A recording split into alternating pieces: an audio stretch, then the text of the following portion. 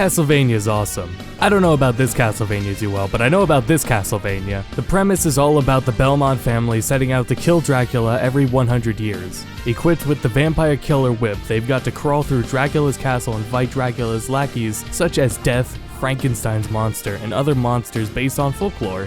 Up until the PSX games, the games were known as platformers through Dracula's castle. Level progression used to look like this, but now it looks more like this.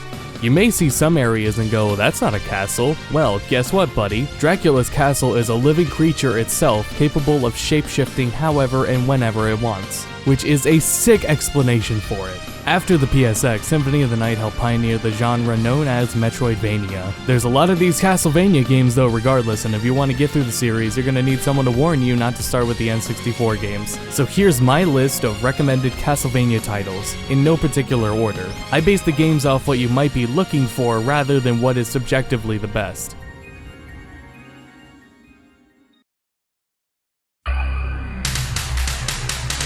And Rondo of Blood is where to start if you're looking for the original Castlevania experience at its peak, and also end. It's not my favorite of the older games, but it's one of the few that some consider the best in the series. Richter Belmont enters Dracula's castle to save 4 women, including his lover and a distant relative, Maria Renard. Maria is also playable, and she kinda breaks the game. Let me level with you, Richter Belmont, he looks cool. He is a lower tier Belmont. I'd say that this is one of the more fair difficulty Castlevania titles. There is a lot less frustrating stuff than there was in the NES games. Levels are really well designed, building on what the previous games established, including splitting paths inside the levels. The graphics hold up for the most part, but the music is great, featuring original compositions and throwback tracks. However, this song that plays right before boss battles sounds really out of place to me.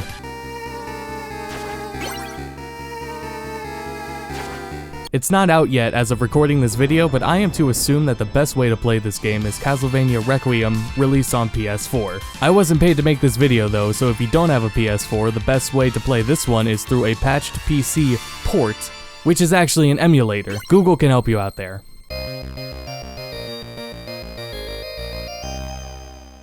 Next is Symphony of the Night, released in '97 for the PSX. This is the first game in the series that Koji Igarashi had a hand in development for. Don't forget this man's name as he'll come up a little later. This is one of those PSX games that aged extremely well because they went with a 2D art style rather than 3D. You play as Alucard, who is Dracula's son. Yes, this Alucard. And the game is actually a sequel to Rondo of Blood.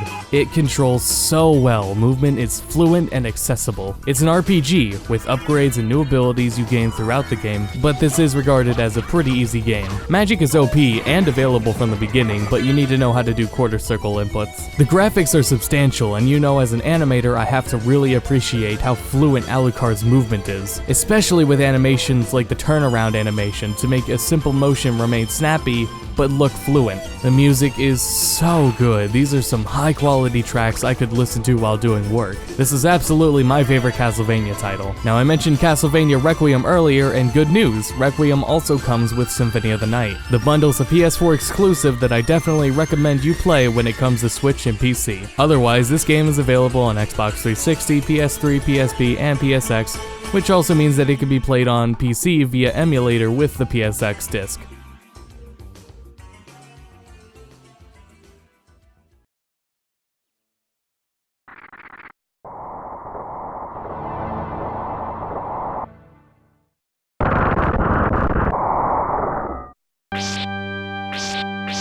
Next would have to be Super Castlevania IV, which is my favorite of the traditional Castlevanias. This game is a remake of the first game that told the tale of how Simon Belmont took on Dracula. This one utilized new SNES hardware to introduce new level mechanics, although it does lack the multiple playable characters and branching paths of the previous 2 games. The reason I love this game though is because of its controls. It just feels the best. You can control your jump entirely now, whip diagonally, freestyle, and it's long as hell. So good the developers really felt confident in throwing in these swinging segments. Sub-weapons are a button now too instead of holding up. NES Castlevania games didn't age amazingly, and there were some clear quality of life improvements the games could have had, but those quality of life improvements are present here. It's not the most difficult one though, I found it challenging enough, especially the bosses at the end, but some might say this one is on the easier side. Next but not last would be if you want the raw NES experience, you should go with Castlevania III.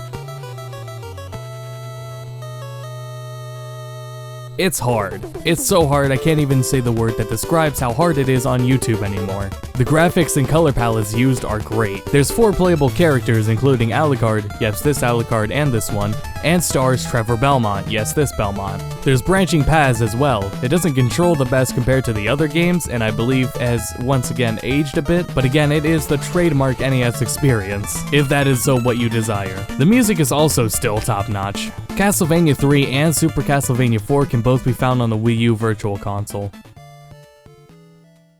My last game isn't Castlevania.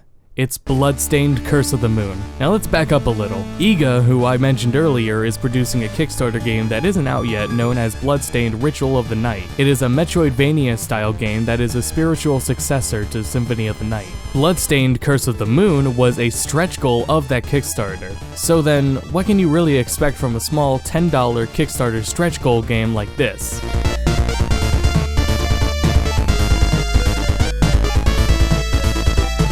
The main character isn't a whip wielder in this one, no, it's Zangetsu, a demon hunter equipped with a sword. Zangetsu one night sets out on a quest to hunt the archdemon Gregory, and he isn't the only playable character.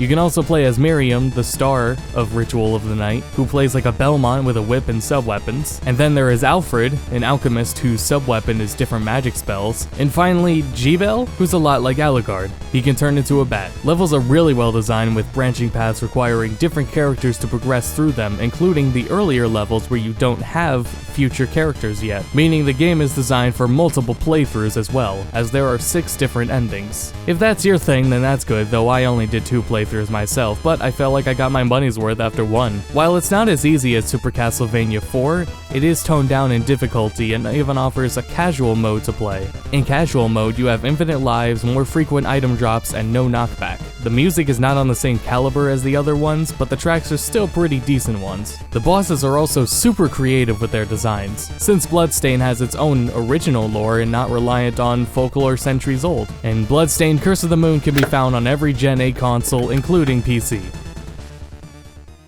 Well, those are my recommendations. I skipped out on Castlevania entirely after the PSX though. Let me know if you have any titles you recommend people play as well, including the later ones, or if you want to make a case for the N64 titles or first 2 games. Please consider checking out my Patreon, Twitter, and Twitch on GoToBedcast, and thank you for watching, and I'll see you all next time.